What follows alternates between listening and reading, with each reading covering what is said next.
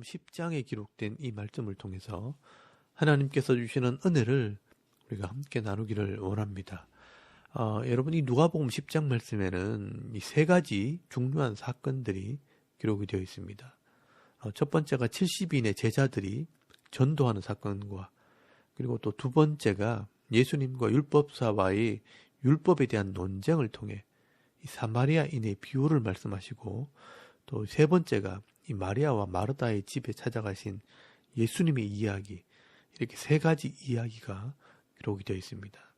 그런데 이 세 가지 내용은 특이하게도 다른 복음서에는 기록되어 있지 않는 내용들입니다. 그 말은 이 누가는 이방인의 관점으로 또 의도적으로 이 사건들을 기록을 하고 있다는 것입니다.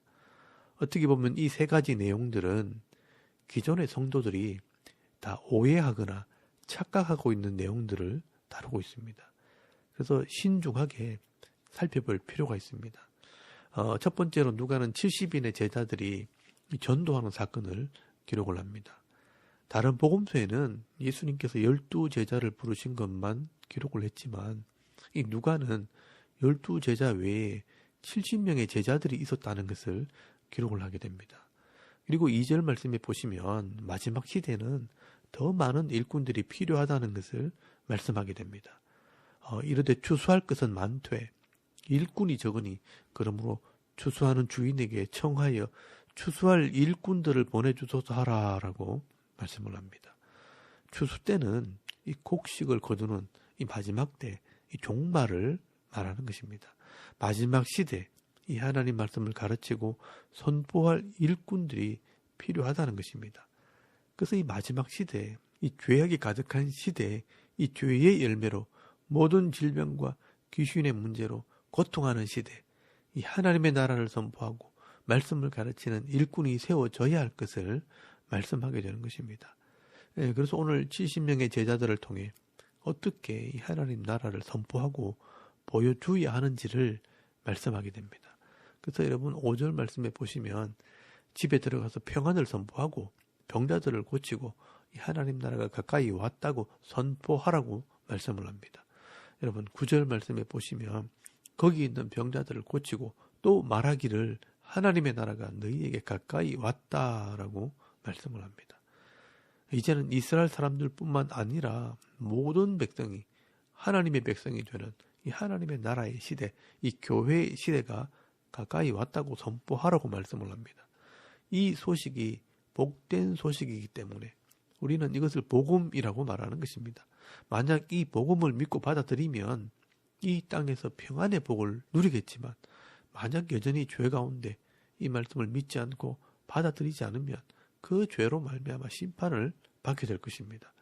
그래서 10절 말씀에 보시면 이 하나님 말씀을 받아들이지 않는 사람들, 영접하지 않는 자들은 심판을 받게 될 것을 말씀하게 됩니다. 그 마지막 시대 심판은 과거에 이 소돔이나 고모라의 심판과는 비교가 되지 않는 심판이라고 말씀을 합니다. 소돔과 고모라에서도 천사를 미리 보냈지만 이 천사들의 말을 농담으로 여기고 조롱하고 믿지 않게 될 때 결국 다 불로 심판을 받게 되었던 것입니다. 그래서 이 당시에 화 있을진저 고라시나 화 있을진저 베세다야 하면서 말씀을 받아들이지 않는 동네가 망하게 될 것을 말씀을 합니다. 비록 이 제자들의 입을 통해 전해지는 이 말씀이지만 이 제자들의 말을 듣지 않는 것은 예수님의 말씀을 듣지 않는 것이고 이 예수님 말씀을 듣지 않는 것은 창조주 하나님의 이 약속의 말씀을 거절하는 것입니다. 그러니 심판을 면하지 못할 것이라고 말씀하는 것입니다. 이렇게 70인의 제자들이 흩어져서 이 하나님 말씀을 전하고 하나님 나라의 표적을 보여줄 때 많은 기적들이 나타나고 귀신들이 떠나가는 역사를 경험하게 됩니다. 당시에 많은 사람들이요, 이 제자들의 전하는 이 말을 듣고 하나님 말씀을 믿고 받아들이게 될 때 그 시대 하나님 나라의 복을 경험하게 된 것입니다. 그래서 이 제자들이 예수님께 돌아와서 자랑하듯이 보고를 합니다. 여러분 17절 말씀에 보시면 70인이 기뻐하며 돌아와 이르되 주여 주의 이름이면 귀신들도 우리에게 항복하더이다 라고 보고를 할 때 예수님께서 말씀하십니다. 여러분 18절 말씀에 보시면 예수께서 이르시되 사탄이 하늘로부터 번개같이 떨어지는 것을 내가 보았노라라고 말씀을 합니다. 그런데 예수님께서 이런 일이 어떻게 가능한 것인지 설명을 합니다. 19절 말씀을 잘 보시기 바랍니다.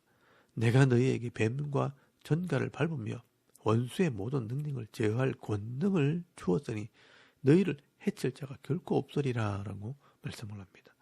여러분, 여기 뱀과 전갈은 사탄을 말하는 것이고요. 이런 원수의 모든 능력, 이 디나미스, 힘을 제어할 권능, 엑수시아, 이 법적인 고난을 주었기 때문에 가능한 것이라고 말씀을 합니다. 이런 영적인 힘은 하나님께 있는 것인데 제자들에게 위임한 것입니다. 그런데 문제는요, 우리가 이것을 착각하면 안 되는 것입니다. 이런 하나님의 능력이 내게 임하게 되고 내가 능력 있는 사람이 되어야 된다고 오해를 하게 되는 것입니다. 그래서 우리가 이 하나님의 능력을 내게 달라고 기도하게 되는 것입니다. 그래서 여러분, 능력이 나타나면 내가 하나님이 된 것처럼 착각을 하고 교만하게 되고 또 하나님처럼 행동을 하게 되는 겁니다. 그리고 특별한 능력을 달라고 자꾸 기도하면요, 마귀가 거짓 능력을 주면서 자기의 일꾼으로 이 거짓 선지자로 사용하게 되는 것입니다. 오늘날 많은 사람들이요, 이런 오해와 착각을 하면서 하나님의 일꾼으로 쓰임받기보다 마귀의 일꾼으로 쓰임받는 일이 굉장히 많습니다. 이런 사람들이요, 나도 넘어지고 남도 넘어지게 하는 그런 자들이 되는 것입니다. 그래서 예수님께서 네게 능력이 나타나는 것으로 기뻐하지 마라, 착각하지 말라고 말씀을 합니다. 그래서 예수님께서 이것을 분명히 말씀하십니다. 여러분 20절 말씀에 보시면요, 그러나 귀신들이 너희에게 항복하는 것으로 기뻐하지 말고 내게 능력이 있다고 착각하지 말고 너희 이름이 하늘에 기록된 것으로 기뻐하라 하시니라 라고 말씀을 합니다. 여러분, 내게 기적 같은 그런 능력이 나타났을 때 내가 능력을 행하는 사람이 된 것처럼 기뻐하고 자랑하지 말고 내가 하나님의 백성이 되어 하나님의 일꾼으로 쓰임 받은 것을 기뻐하라, 그것을 자랑해라 라고 말씀하는 것입니다. 여러분, 하나님께서는요, 하나님의 자녀들에게 또 하나님 백성들에게 은혜를 베풀어 주시고 능력을 베풀어 주십니다. 그렇기 때문에 능력이 나타났다는 것은 내가 하나님의 자녀로 하나님의 백성으로 인정을 받았다는 것입니다. 그래서 제자들에게 너희가 하나님의 백성 된 것을 기뻐하고 하나님의 일꾼으로 쓰임받은 것을 기뻐하라고 말씀하시는 것입니다. 하나님께서 그것을 기뻐하시는 겁니다. 그래서 여러분 21절 말씀에 보시면 예수님께서 이런 능력을 누구에게 주시느냐, 그때 예수께서 성령으로 기뻐하시며 이르시되 천지의 주제이신 아버지여, 이것을 지혜롭고 슬기 있는 자들에게는 숨기시고 어린 아이들에게는 나타내심을 감사하나이다. 옳소이다. 이렇게 된 것이 아버지의 뜻이니다 라고 말씀을 합니다. 여러분, 이렇게 교만하지 않고 욕심내지 않고 어린아이처럼 믿음으로 순종할 때 하나님의 백성이 되게 하시고 이런 자들에게 하나님의 능력을 베풀어 주신다는 것입니다. 그리고 22절에서 23절까지 말씀해 보시면 내 아버지께서 모든 것을 내게 주셨으니 아버지 외에는 아들이 누구인지 아는 자가 없고 아들과 또 아들의 소원대로 계시를 받은 자 외에는 아버지가 누구인지 아는 자가 없나이다 라고 말씀을 합니다. 예수님이 누구인지, 하나님이 어떤 분이신지 아들의 소원대로 계시를 받은 자 외에는 아는 자가 없다라고 말씀을 합니다. 여러분, 여기 계시라는 말은 덮개를 열다 감추어진 것을 벗긴다라는 뜻입니다. 하나님께서 알게 하신 자만 안다는 뜻입니다. 그래서 23절 말씀에 보시면 제자들을 보시고 조용히 이르시되 너희가 보는 것을 보는 눈은 복이 있도다라고 말씀을 합니다. 어떤 사람이 하나님의 자녀가 되고 사탄의 권세를 이기는 자가 되는가? 하나님 말씀을 통해 진리를 보는 눈이 있고 들을 수 있는 귀가 있는 자들이 이런 은혜와 능력을 체험하게 될 것이라고 말씀하는 것입니다. 여러분, 이렇게 인생의 문제를 해결하는 능력은 하나님께로부터 오는데 이런 하나님의 능력을 소유하려면 진리의 말씀을 깨닫고 순종하는 자가 되어야 하는 것입니다. 오늘도 저와 여러분이요, 이런 세상의 힘이나 사탄의 권세를 따라가기보다 변하지 않는 이 하나님 말씀을 바로 배우고 깨달아서 이 죄악의 땅, 이 고통의 땅에서도 하나님의 나라의 복을 받아 누리시고 또 천국의 복을 받아 누리는 믿음 있고 지혜로운 성도들이 다 되실 수 있길 바랍니다. 그리고 25절 말씀부터 율법사의 논쟁이 나옵니다. 25절 말씀에 한 율법사가 예수님을 시험하려고 무엇을 하여야 영생을 얻을 수 있는지 질문을 합니다. 그때 예수님께서 율법사가 이해할 수 있도록 설명을 합니다. 26절 말씀에 보시면 율법에 무엇이라 기록되었으며 네가 어떻게 읽느냐, 이 하나님 말씀에 이미 다 기록해 놓은 것을 이해하고 있는지 묻는 것입니다. 그때 27절 말씀에 율법사는 대답을 합니다. 네 마음을 다하며 목숨을 다하며 힘을 다하며 뜻을 다하여 주 너희 하나님을 사랑하고 또한 네 이웃을 네 자신같이 사랑하라 하였나이다 라고 대답을 합니다. 여러분, 이 말씀은 신명기 6장 5절 말씀과 레위기 19장 18절 말씀에 기록된 말씀입니다. 그때 예수님께서 네 대답이 옳도다, 정확하다, 이를 행하라, 이것을 이루라, 그러면 살리라 라고 말씀을 합니다. 여러분, 여기 옳다는 말은요, 정확히 알고 있다라는 말입니다. 하나님 말씀을 정확하게 알고 있으니 이제 그 말씀대로 합당한 믿음의 삶을 살게 되면 살게 된다, 영생을 얻게 될 것이라 라고 말씀하신 것입니다. 그런데 이 율법사가요, 자기를 옳게 보이려고 당연히 말씀대로 살고 있다는 것을 자랑하려고 예수님께 또 질문을 합니다. 그러면 내 이웃이 누구니까? 라고 질문을 합니다. 여러분, 여기 옳게 보이려고 하는 것은요, 자기가 의롭다는 것을 드러내려고 이 질문을 했다는 것입니다. 내가 이만큼 율법을 잘 알고 있고 또 말씀대로 살고 있다는 것을 자랑하려고 이 말을 한 것입니다. 그때 예수님께서 그 유명한 선한 사마리아인의 비유를 말씀하신 것입니다. 여러분, 이 말은 이 율법사는 율법을 잘 알고 있고 율법을 다 행하는 것처럼 착각을 하고 있다는 겁니다. 이게 누가가 말하는 두 번째 착각입니다. 대부분의 성도들은요, 교회 다니면서 직분을 받고 또 하나님 말씀을 듣고 배워서 알고만 있으면 그게 나를 구원하고 복을 줄 착각을 하고 있다는 것입니다. 그래서 예수님께서요, 선한 사마리아인의 비유를 통해 말씀을 아는 것으로 그치는 것이 아니라 믿고 행하는 자가 진짜 영생을 얻은 사람의 모습이라는 것을 설명을 하게 됩니다. 여러분, 30절 말씀에 보시면 어떤 사람이 예루살렘에서 여리고로 내려가다가 강도를 만나 옷을 빼앗기고 맞아서 거의 죽게 되었습니다. 이 강도 만난 자의 이웃이 누구냐 하는 것입니다. 그때 한 제사장이요, 지나가다가 그를 보고 피해서 지나가고요, 또 얼마 있다가 레위인이 그 사람을 보고 또 피하여 갔습니다. 여러분, 이 제사장이나 레위인들은 당시의 종교 지도자들입니다. 오늘날의 영적인 지도자들, 목사나 장로나 권사나 직분자들을 말하는 것입니다. 그런데 이런 사람들이요, 이 강도 만난 자를 다 피해서 그냥 도망가 버렸습니다.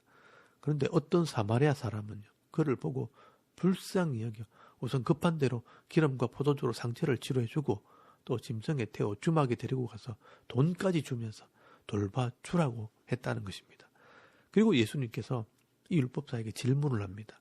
36절 말씀에 보시면 네 생각에는 이 세 사람 중에 누가 강도 만난 자의 이웃이 되겠느냐라고 질문을 합니다. 그때 이 율법사가 대답을 합니다. 자비를 베푼 자인이다 라고 대답을 합니다. 근데 여러분, 여기에 문제가 있습니다. 여기 잘 보시면 이 율법사는요, 이 사마리아인을 보고 사마리아인이라고 말하지 않고요, 자비를 베푼 자라고만 이야기를 합니다. 여기서 우리가 이 율법사의 마음을 읽을 수 있어야 합니다. 당시 유대인들은요, 사마리아 사람들을 혼혈족속이요, 혼합 종교를 믿는 사람들이라고 해서 사람 취급을 하지 않았습니다. 그래서 사마리아라는 이름조차 입에 담지도 않았습니다. 그래서 이 율법사는요, 이 사마리아인이라는 말을 하지 않고 자비를 베푼 사람이라고 답을 한 것입니다. 그래서 예수님께서 말씀을 하십니다. 네가 내 이웃이 누구냐고 물었지? 이 사마리아 사람이 바로 네 이웃이다. 그런데 너는 하나님 말씀대로 이웃을 사랑한다고 말해놓고 어떻게 사마리아 사람을 멸시하고 상대도 하지 않느냐라고 말씀하시는 것입니다.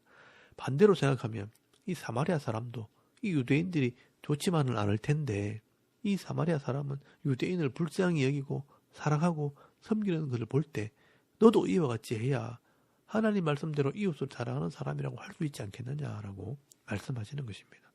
여러분, 이 율법사는요, 어떻게 보면 착각을 하고 있습니다.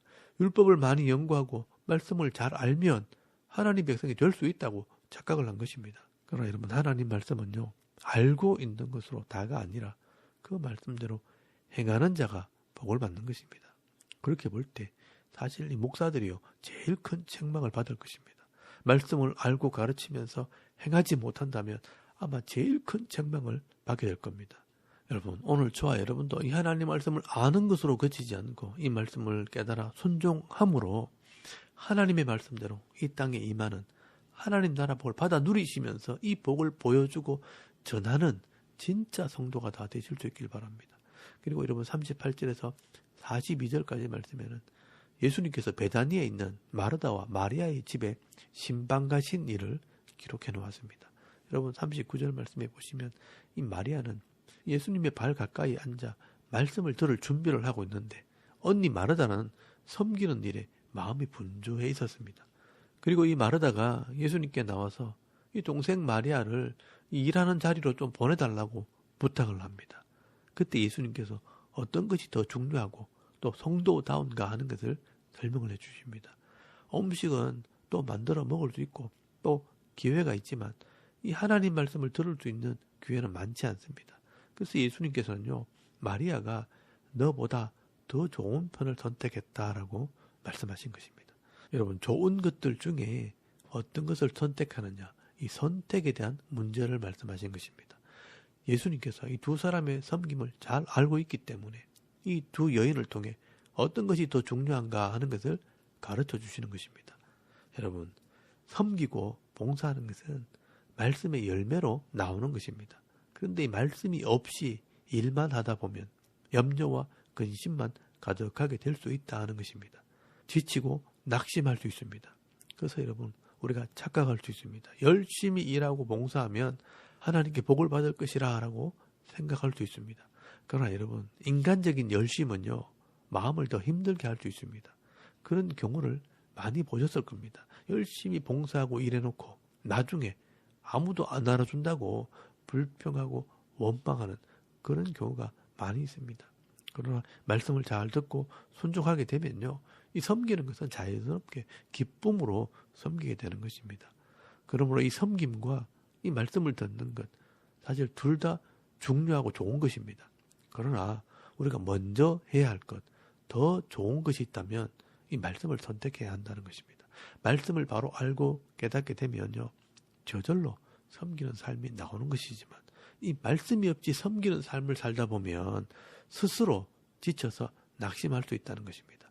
여러분, 이 마르다는 이 마리아가 섬기지 않는다고 불평했지만 사실 말씀을 선택했던 이 마리아는요, 나중에 자신이 평생 모아온 이 옥합을 깨뜨려서 예수님 발 앞에 붙는 헌신을 하게 됩니다. 여러분, 어느 누구도 하지 못했던 최고의 헌신을 했던 사람이 바로 이 마리아입니다. 그러므로 어떤 것이 더 좋은 삶인지 잘 선택할 줄 알아야 한다는 것을 말씀하고 있는 것입니다. 여러분, 오늘 이 누가는 이 제자들의 착각, 율법사의 착각, 이 마르다의 착각하는 모습을 기록을 하고 있습니다. 어린아이처럼 말씀을 보고 깨닫게 될 때 사탄을 이기는 그런 능력을 체험하게 되고요. 또 말씀을 믿고 순종할 때 영생을 얻게 되는 것이고요. 그리고 이 말씀을 듣는 것을 선택할 때 기쁨으로 헌신하는 삶을 살게 되는 것입니다. 여러분, 우리가 이런 삶을 살게 될 때 이 땅에서 하나님 나라 백성으로서의 복을 받아 누리게 되는 것입니다. 여러분, 오늘 저와 여러분, 이런 혼란한 세상 속에서도 어린아이처럼 이 하나님 말씀을 바로 깨달아 순종할 때 정말 하나님께서 사용하시는 일꾼이 되어 기쁨과 즐거움으로 헌신하며 섬기는 삶을 살아가는 오늘 저와 여러분의 이런 영적인 삶의 모습이 되실 수 있기를 주의 이름으로 축원합니다. 아멘. 우리 잠깐 기도드리겠습니다. 오늘도 하나님께서 주시는 힘으로 내게 주신 사역을 잘 감당하고 또 더 좋은 쪽을 선택하는 삶을 살아가는 지혜로운 성도가 되게 하옵소서. 또 나라와 민족을 위해 섬기는 교회와 가정을 위해서 또 개인의 기도 제목을 따라 기도하고 오늘 하루 삶을 또 살아갈 수 있기를 바랍니다. 다 같이 우리 하나님께 한번 기도드리겠습니다. 살아계신 하나님, 은혜를 참 감사합니다. 오늘 이 아침에 우리가 하나님을 예배하게 하시고